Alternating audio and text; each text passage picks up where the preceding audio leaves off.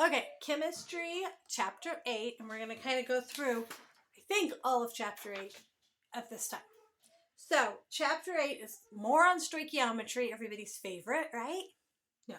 Okay, first thing it talks about is experimental error.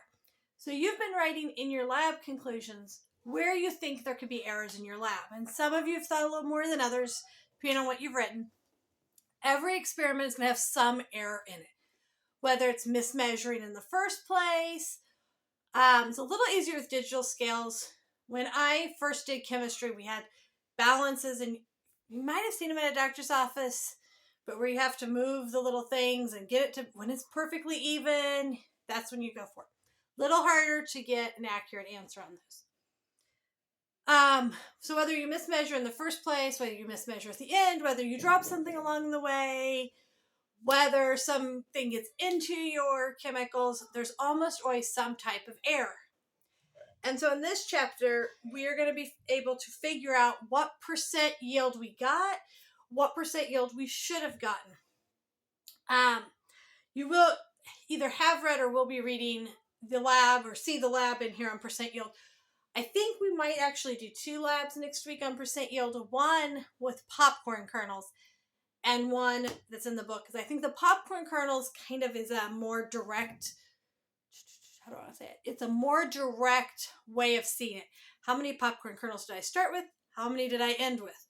What was my actual percent yield that way? So that's what I think we're going to try. But, okay, so all experiments have error. The more mistakes you make, the more error you're going to have in your final results. That makes sense, right?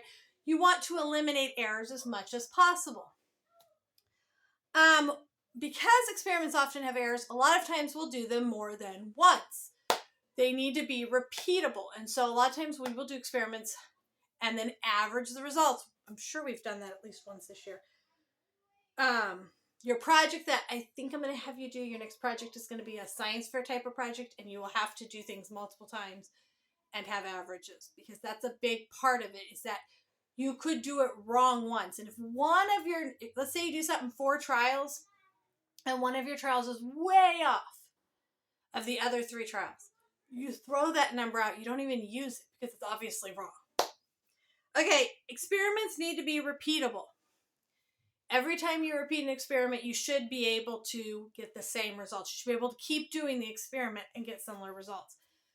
When scientists do experiments, they then have to write up a formal report and formal lab. They do it multiple times, and then they can publish their work in a journal, and other scientists will try to do their experiment. And if it doesn't work, then it's not considered a valid experiment anymore, or a valid theory, because your hypotheses can then become theories. So for it to become a valid theory, other people need to be able to repeat your work. Okay. Percent yield. Percent yield has a really, and I do have, you guys have chapter 8 notes. Percent yield is your actual yield divided by your theoretical yield times 100. Anytime you're trying to find percent, you multiply by 100. That's why when I grade your test, it's the actual amount divided by the amount possible.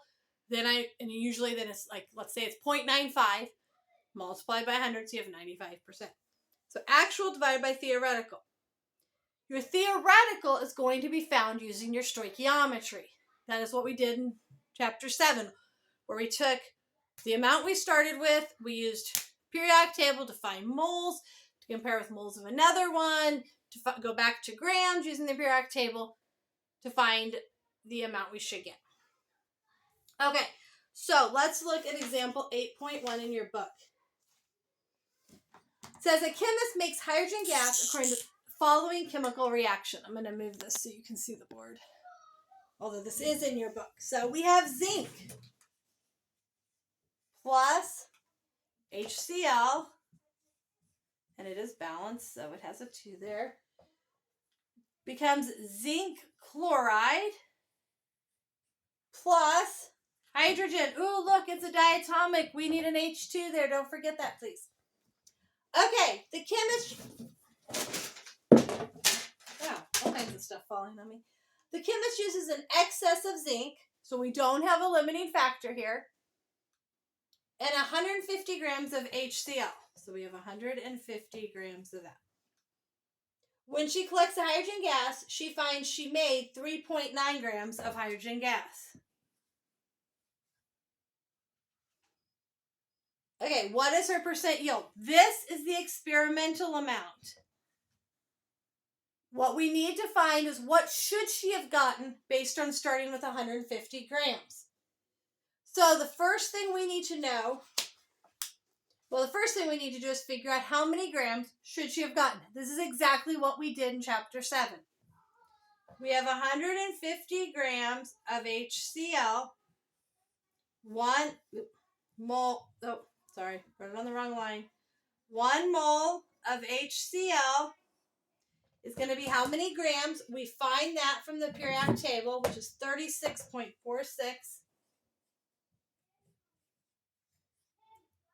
Grams HCl, grams HCl, grams HCl.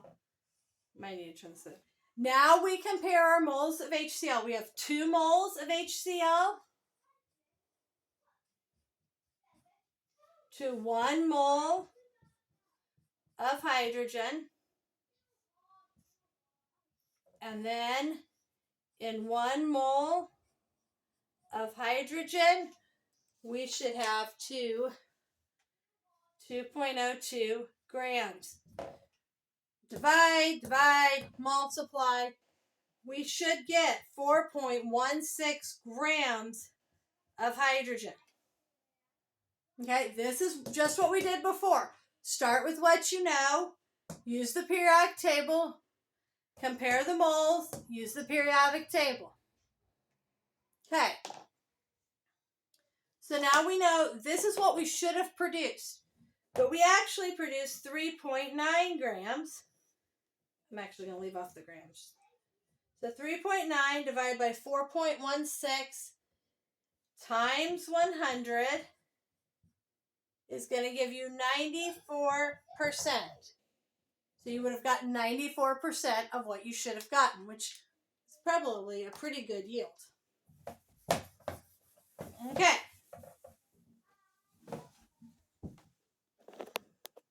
Back to me. Okay.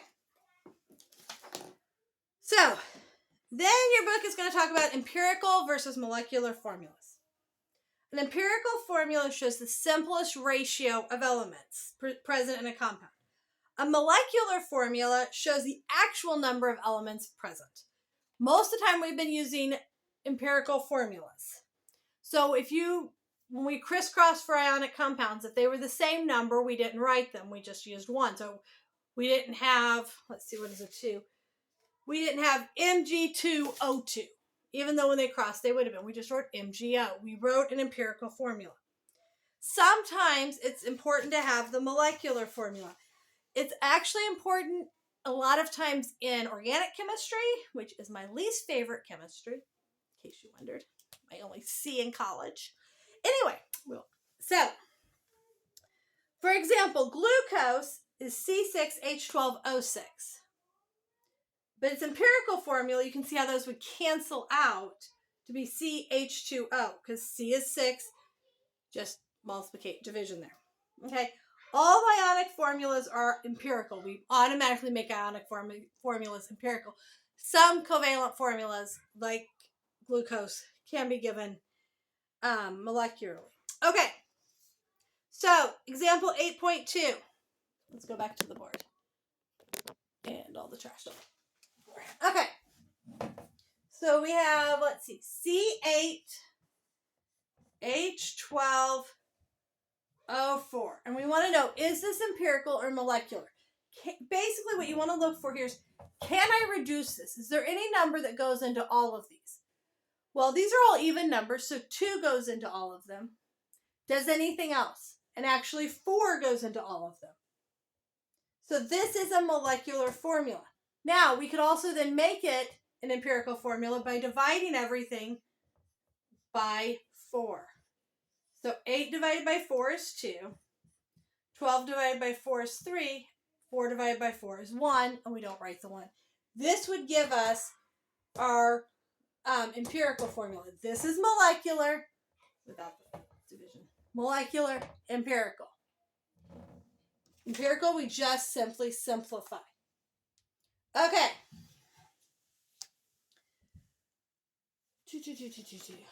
And then if we look at the second part of 8.2, it's going to give us a molar mass. And it's going to say, if this is our molar mass, what is its molecular formula?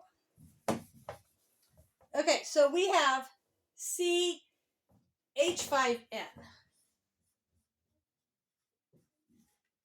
And it tells us that if we have a molar mass of 93.21, what would our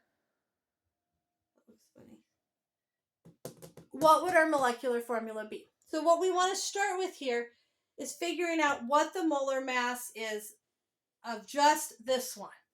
And we use the periodic table. Carbon is 12. That's going to be 5. Nitrogen is 14, right? Yep. And when we add those together, we get 31.07. So we want to know how many times does 31.07 go into 93.21. So 93.21 divided by 31.07 equals 3. That means that our molecular formula is going to be 3 times this one. And I'll make it taller for you today. So C3, because there's a 1 there, so 1 times 3. H, 5 times 3 is 15. Nitrogen, 1 times 3 is 3. That would become our molecular formula based on that. Okay. There's that. Okay, now we have empirical formulas of metal oxides. Okay. I looked at this a couple weeks ago. Now I'm trying to remember. Okay, so if we look at example 8.3, a chemist burns 15 grams of zinc in excess of oxygen. The result is 18.7 grams of a white powder. What is the empirical formula of the product? So, since the chemist uses excess oxygen, we know that the zinc is the limiting one.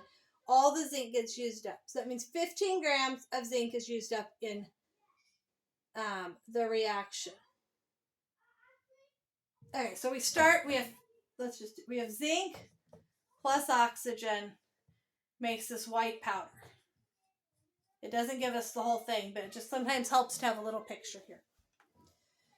So we have 15 grams of zinc, we have excess oxygen, and we are making, 18.7 grams here.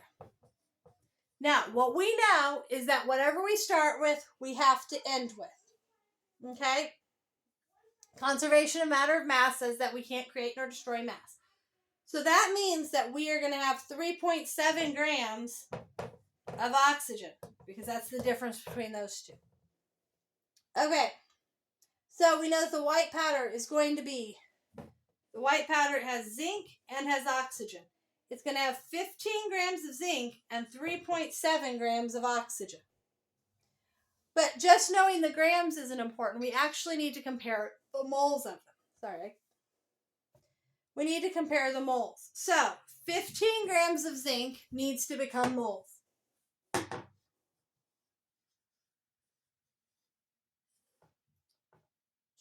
Okay. So, in 1 mole, we know... Is zinc really that big? Hold on. Where is zinc? There it is. Yep, it is. Okay. 65.38 grams in 1 mole. So we divide that to find out we have 0.229 moles of zinc. Okay? Same thing for oxygen, 3.7 grams of oxygen.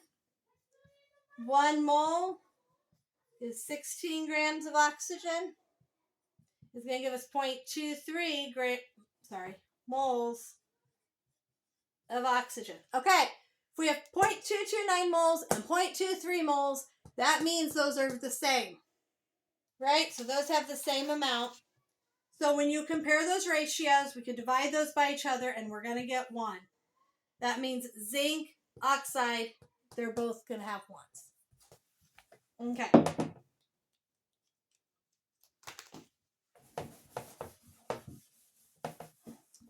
Let's see. And then it talks about combustion analysis. Okay. Is it the same way?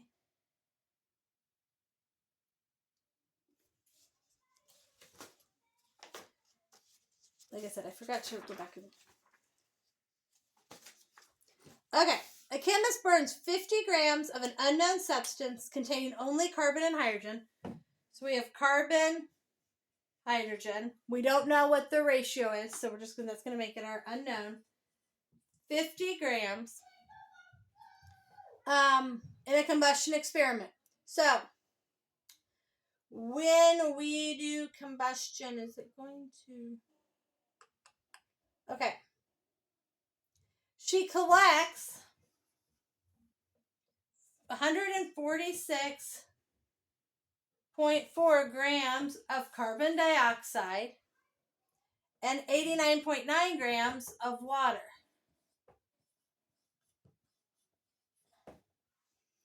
Okay, what is the empirical formula of the substance?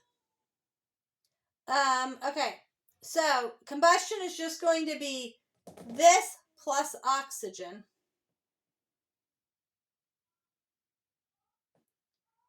Okay.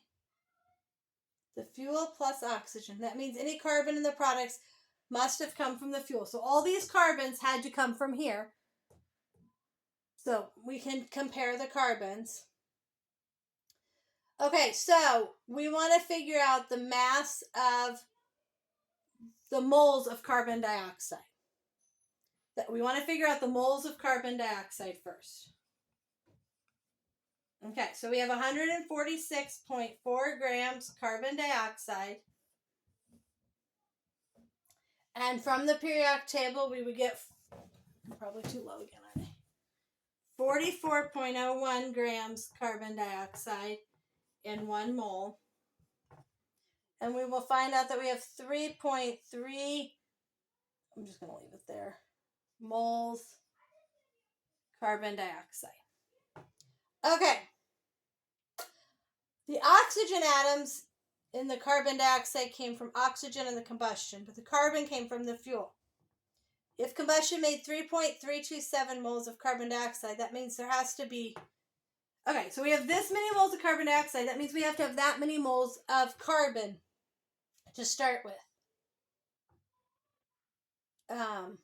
So this has to be equal...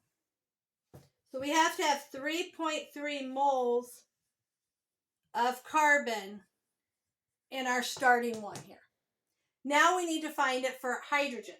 I'm actually going to write it there. 3.3 moles. Just so that we can have that there and I can erase. Okay, so we need to then do the same thing for the hydrogen. All the hydrogen came from here. So we need to find out how many moles we're going to have. Grams of water. There are 18 grams in 1 mole. So we are going to get 4.99 moles of the hydrogen.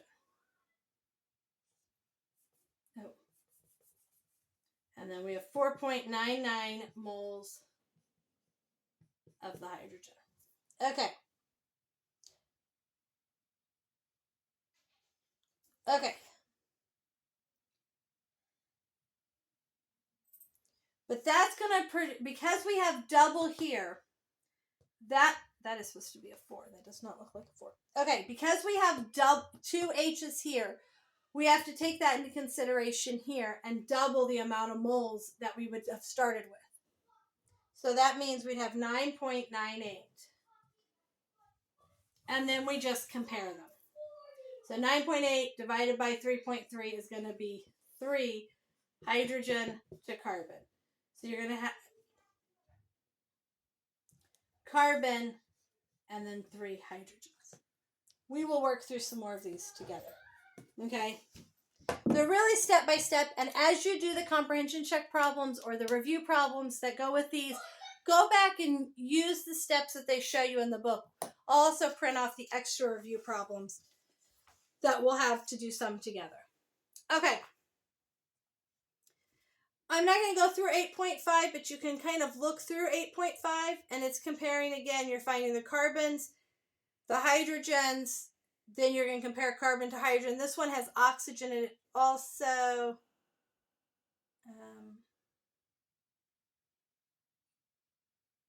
Yeah, this one also includes some oxygen. So, and water, and what is the empirical formula of the substance? Okay, so we'll go through some of those problems together. And then the last thing the book talks about is percent composition. So it's going to tell you if you look at 8.6, it's going to tell you a substance has 40% calcium, 12% carbon, and 48% oxygen. What is its empirical formula? You're going to take each of those percentages and basically pretend it's out of 100 grams and find the number of moles. And then you can compare you can do a ratio of the number of moles to figure out what the empirical formula will be. So if you work through 8.6, you can kind of see how they do it. It's very similar to what we've already done. You're just taking the percentages, pretending they're grams, using the periodic table molar mass to find the moles, and then you do a ratio of the moles to find the empirical formula. And 8.7 kind of does the opposite. It gives you the total mass and what is the percent of each of those things in it. And you just take the mass of each one individually divided by the mass of the whole times 100. Okay, the last thing it does talk about is polyatomic ions. I think I said the other thing was the last bit. A polyatomic ion, and there's a list of them on page 245 in your book. They are ions that have more than one element in them. But they can form ionic compounds when they do that. So, these can go on your list, they can go on your cheat sheet, because you do need to be able to know these when you are forming an ionic compound. So, for instance, it gives you sodium carbonate. Well,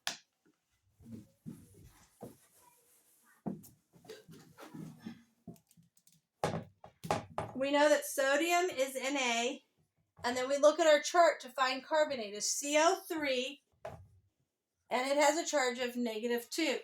You only know that because it's on the chart. You have to be able to use the chart. Then you flip them and you get Na2CO3. Okay? That's all it is to make ionic compounds from polyatomic ions. Okay, so hopefully that gets us through most of chapter 8, and we will work on some more of it together. And there you go.